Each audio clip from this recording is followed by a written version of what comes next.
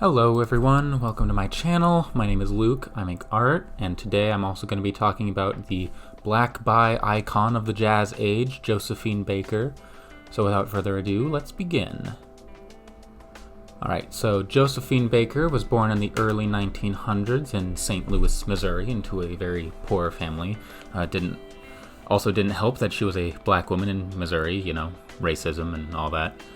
What she really wanted to do was to dance, so she joined a vaudeville troupe when she was 15. It was during this time on the troupe that made her like a famous performer in the US. She was at the end of a line dance and she was afraid that she'd get overshadowed, so she started getting a little silly with it to make her stand out. She didn't consider this a big moment in her life. She always called it, just a chorus dancer, but it really got her popularity to take off in the US. She could only perform in segregated theaters though, because again, racism, so in the mid-20s she took off for France, where she really made it big. France was pretty conservatively minded at the time, at least in terms of entertainment, not like in a race way, but in like what the performers were wearing kind of way. So when Baker comes along, almost nude on stage, she causes a bit of a hubbub. People loved her. She was performing at the Theatre of the Champs-Élysées, the Folie Bergère, and other huge French theaters. Don't come at me if I'm pronouncing those wrong. And her shows would sell out almost immediately because she was just like that popular.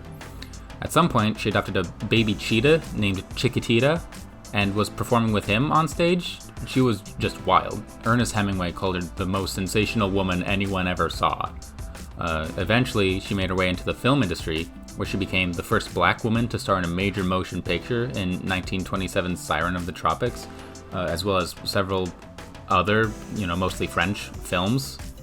But when she tried to return to America, racism was still going on, so it was not as good for her. She tried performing like her big popular dances and songs, but everyone was super mean and racist to her. There's even a story of her not being let in through the front door of the theater she was in, like of the theater she was headlining, because of Jim Crow laws. So she was like, I hate this, I'm gonna leave the US, I'm not a US citizen anymore, I hate all of you. So she renounced her citizenship, and because the French loved her so much, she became a French national. Like when she returned, they held a huge parade in her honor because they missed her.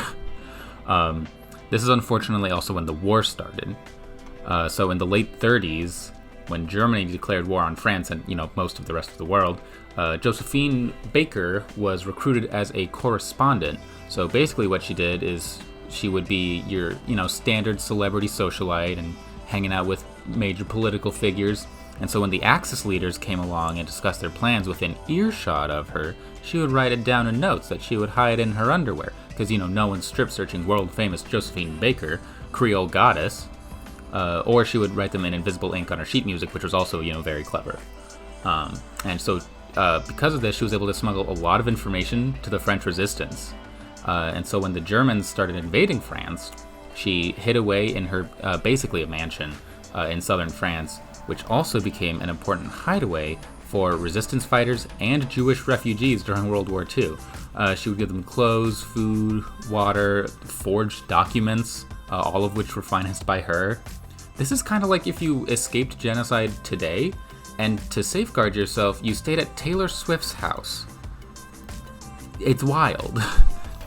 After the war, and it's hard to believe, but she's getting even cooler, she helped immensely with the civil rights movement in the US. She marched on Washington, she spoke at the site of MLK, even after he was assassinated, his wife, his widow, Coretta Scott King, offered Josephine Baker to be the new leader of the movement, but she declined because she didn't want to put her 12 adopted children in danger. It also probably wouldn't have panned out well anyways, because she ended up dying 7 years later in 1975, which is unfortunate, but this video is getting a little too long for the time lapse, and I can't keep talking about how cool her life was, so I'll get to the point.